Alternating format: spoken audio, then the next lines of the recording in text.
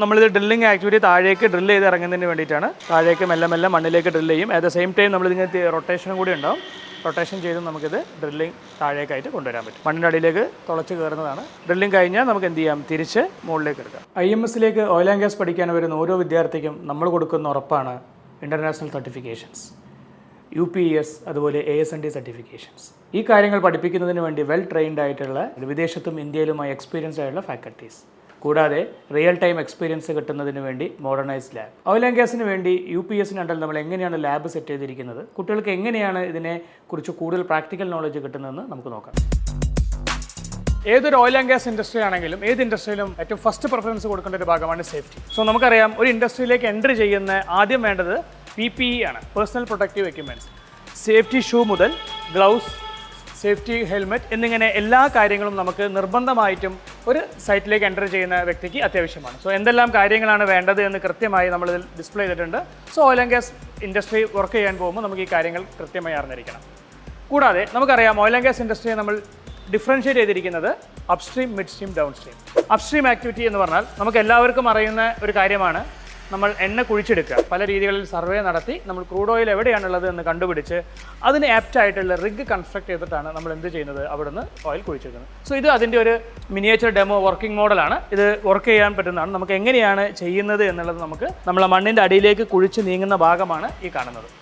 So ഇത് full സിസ്റ്റമാണ്, rig system, അപ്സ്ട്രീമിൽ വരുന്ന കാര്യമാണ്. സോ ഇതിൽ വരുന്ന കുഴിച്ചെടുക്കുന്ന ക്രൂഡ് ഓയിൽ എന്ന് പറയുന്നത് നമ്മൾ മഡ് സർക്കുലേറ്റിംഗ് സിസ്റ്റം വഴി നമ്മൾ നേരെ സ്റ്റോറേജ് ടാങ്കിലേക്ക് കൊടുക്കും. ദെൻ നമ്മുടെ മിഡ് സ്ട്രീമാണ്. നമ്മൾ ശ്രദ്ധിക്കപ്പെട്ടിട്ടുണ്ടെങ്കിൽ നമ്മൾ ക്രൂഡ് ഓയിൽസ് ഒരു പക്ഷേ onshore and off shore drilling എന്ന് കേൾക്കാം. ഓഫ് ഷോർ എന്ന് പറഞ്ഞാൽ കടലിൻ്റെ ഉള്ളിലായിരിക്കും.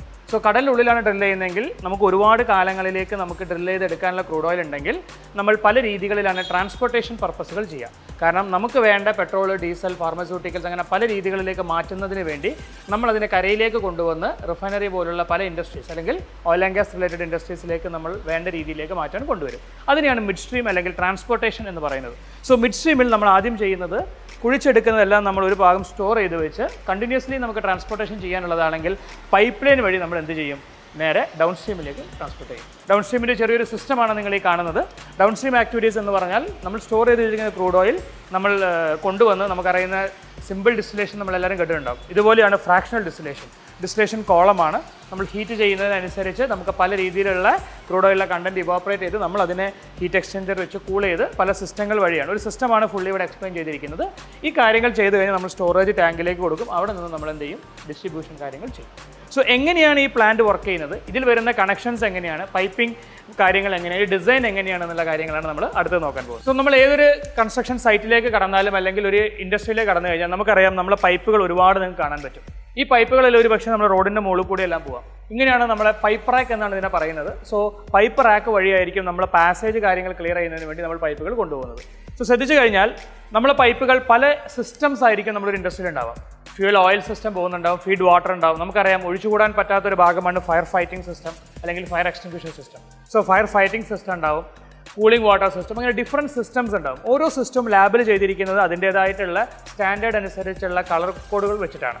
സോ അതുപോലുള്ള സിസ്റ്റംസ് ആണ്. ലൈനുകൾ എങ്ങനെ പോകുന്നു നമ്മൾ ശ്രദ്ധിച്ചു കഴിഞ്ഞാൽ എങ്ങനെയാണ് ലൈനുകൾ പോകുന്നത്, പല രീതികളിൽ ഡ്രോയിങ്സ്, നമുക്ക് പല ടൈപ്പ് ഡ്രോയിങ്സ് വരും. PNID ഡ്രോയിങ്സ്, അതുപോലെ നമുക്ക് അവിടെ കാണാം ഈ പ്ലാനിൻ്റെ ഫുൾ PNID ഡ്രോയിങ്സ് അവിടെ കാണാം, ഐസോമെട്രിക് ഡ്രോയിങ്സ്. അത് കണ്ടു കഴിഞ്ഞാൽ എങ്ങനെയാണ് ലൈനുകൾ പോകുന്നത്, എന്തെല്ലാം ഇൻസ്ട്രുമെൻറ്റ്സ് ആണ് നമ്മൾ ഈ ലൈനുകളിൽ കൊടുത്തിരിക്കുന്നത്, എന്തൊക്കെ ടൈപ്പ് ഇൻസ്ട്രുമെൻറ്റ്സ് ഉണ്ട്, എന്തെല്ലാം ടൈപ്പാണ് വാൽവുകൾ വരുന്നത്, ഇതിൻ്റെ യൂസ് എന്താണ്, ഓരോ സ്ഥലത്തും യൂസ് ചെയ്യുന്ന ടൈപ്പ് വാൽവുകൾ എങ്ങനെയാണ്, ഇങ്ങനെയുള്ള എല്ലാ ഡീറ്റെയിൽസും ടോട്ടൽ പൈപ്പിംഗ് ഡിസൈൻ എങ്ങനെ വരുന്നു എന്നുള്ള കാര്യങ്ങളാണ് നമ്മൾ ഈ ലാബ് കൊണ്ട് പഠിക്കുന്നത്.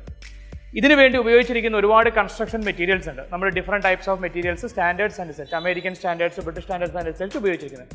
ആ കൺസ്ട്രക്ഷൻ മെറ്റീരിയൽസ് ആണ് നമ്മളിവിടെ അറേഞ്ച് ചെയ്ത് വെച്ചിരിക്കുന്നത്. സോ ഇവിടെ നോക്കി കഴിഞ്ഞാൽ നമ്മൾ സൈറ്റിൽ ഉപയോഗിക്കുന്ന അമേരിക്കൻ സ്റ്റാൻഡേർഡ്സ് പ്രകാരമല്ല different types of branch connection എടുക്കുന്നതിന് വേണ്ടി, വലിയ പൈപ്പിൽ നിന്നും ചെറിയ പൈപ്പിലേക്ക് മാറുന്നതിന് വേണ്ടിയുള്ള reducers, eccentric reducers, concentric reducers, അതുപോലെ ഡിഫറെൻറ്റ് ടൈപ്പ് ഓഫ് ഫ്ലാഞ്ചസ്, നമ്മുടെ ടെർമിനൽ ജോയിൻറ്റ്സ് എന്ന് പറയും. നമുക്ക് എന്തൊരു അത്യാവശ്യത്തിന് പൈപ്പുകൾ തമ്മിൽ ബന്ധം ഒഴിവാക്കണമെങ്കിലെല്ലാം നമ്മൾ ഉപയോഗിക്കുന്ന സാധനമാണ്.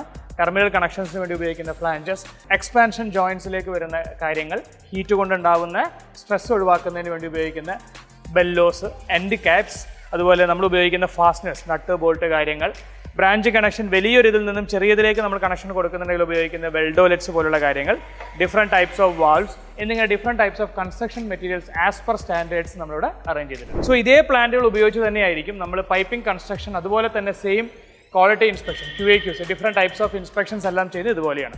ഇതിൽ വരുന്നൊരു ഭാഗമാണ് NDT അല്ലെങ്കിൽ non destructive testing. Non destructive testing നമ്മൾ ഏകദേശം 7 മെത്തേഡ്സ് ആണ് നമ്മളിപ്പോൾ കൊടുത്തുകൊണ്ടിരിക്കുന്നത്. അതിൽ വരുന്ന ഒരു മെയിൻ മെത്തേഡുകളാണ് നമ്മൾ കൊടുത്ത visual inspection, liquid penetrant inspection, magnetic particle inspection, ultrasonic testing, radiographic testing, radiographic film interpretation and AD current testing. ഇവിടെ നമ്മൾ നോക്കിയാൽ റേഡിയോഗ്രാഫിക് ടെസ്റ്റിംഗ് നമുക്കറിയാം റേഡിയോലേഷൻ ഉപയോഗിക്കുന്നതിന് ലിമിറ്റേഷൻസ് ഉണ്ട്. പക്ഷേ നമ്മൾ അതിൻ്റെ ഒരു ഒറിജിനൽ ക്യാമറയുടെ ഒരു പ്രോട്ടോടൈപ്പ് ഡെമോ ആണ് നമ്മളിവിടെ ചെയ്ത് വെച്ചിരിക്കുന്നത്. എങ്ങനെയാണോ നമ്മൾ ഇൻഡസ്ട്രികളിലെ പൈപ്പിൽ എങ്ങനെയാണോ റേഡിയേഷൻസ് കൊടുത്ത് നമ്മൾ ചെയ്യുന്നത് എന്നുള്ള കാര്യമാണ് ഇതിലൂടെ നമ്മൾ പഠിപ്പിക്കുന്നത്. നമ്മൾ ക്രാങ്കിങ് സിസ്റ്റം ഉണ്ട്, സേഫ്റ്റി 100% ഉണ്ട്. നമുക്ക് ദൂരത്ത് നിന്നുകൊണ്ട് നമ്മൾ ഡിസ്റ്റൻസ് കീപ്പ് ചെയ്തുകൊണ്ട് നമുക്ക് എന്ത് ചെയ്യാം, ഇതിനെ ക്രാങ്ക് ചെയ്ത് സോഴ്സിന് എത്തേണ്ട സ്ഥലങ്ങളിൽ എത്തിക്കാൻ പറ്റും.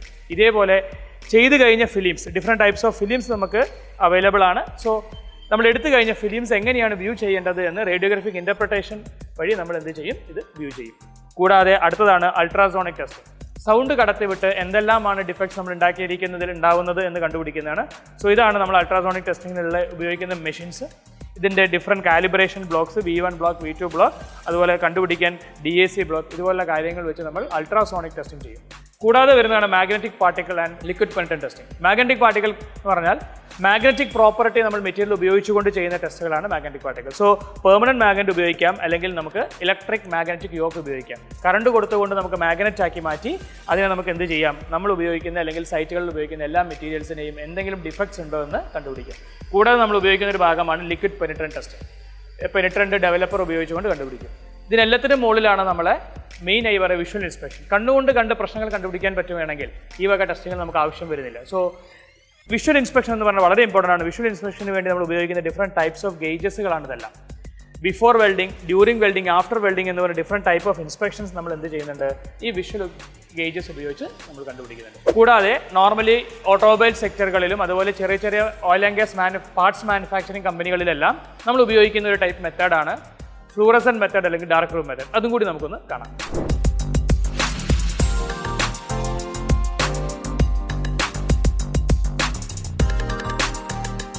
നമ്മൾ നോർമൽ കണ്ടീഷൻസിൽ മാനുഫാക്ചറിങ് പാർട്സ് മാനുഫാക്ചറിങ് കമ്പനികൾ ഓയിൽ ആൻഡ് ഗ്യാസ് ഇൻഡസ്ട്രീസിലേക്കുള്ളത്, ഓട്ടോമൊബൈൽ ഇൻഡസ്ട്രിയിലേക്കുള്ള പാർട്സ് മാനുഫാക്ചർ ചെയ്യുന്ന സ്ഥലങ്ങളിലാണ് നമ്മൾ ഉപയോഗിക്കുന്നത്. കൂടുതൽ സെൻസിറ്റിവിറ്റി കൂടിയതാണ്. കൂടുതലായിട്ട് നമുക്ക് പെട്ടെന്ന് തന്നെ ഡിഫക്ട്സ് കണ്ടുപിടിക്കാൻ പറ്റുന്ന ഇതാണ് ഫ്ലൂറസെന്റ് ടൈപ്പ് എന്ന് പറയുക. So UV light, normal light അല്ല, നമ്മൾ UV ലൈറ്റിലാണ് അത് ചെക്ക് ചെയ്യുന്നത്. എങ്ങനെയാണ് നമുക്ക് ഡിഫക്ട്സ് കിട്ടുന്നത് എന്ന് കൃത്യമായി നമുക്ക് കാണാൻ പറ്റും. സോ ഇതിൽ നമ്മൾ കാണുമ്പോൾ നിങ്ങൾക്ക് ഇവിടെ കാണാൻ പറ്റുന്നുണ്ട്, ഒരു ചെറിയൊരു വര പോലെ കാണാം. ഇത് ക്രാക്കാണ്. സോ വളരെ സ്പീഡായിട്ടും വളരെ ക്ലിയർ ആയിട്ടും നമുക്ക് എന്ത് ചെയ്യാൻ പറ്റും, ഈ മെത്തേഡ് ഉപയോഗിച്ച് കണ്ടുപിടിക്കാൻ പറ്റും. ഇതിന് ഡാർക്ക് റൂം സെറ്റപ്പാണ് ആവശ്യം. ഡാർക്ക് റൂം ഉപയോഗിച്ചാണ് നമ്മളിത് കണ്ടുപിടിക്കുന്നത്.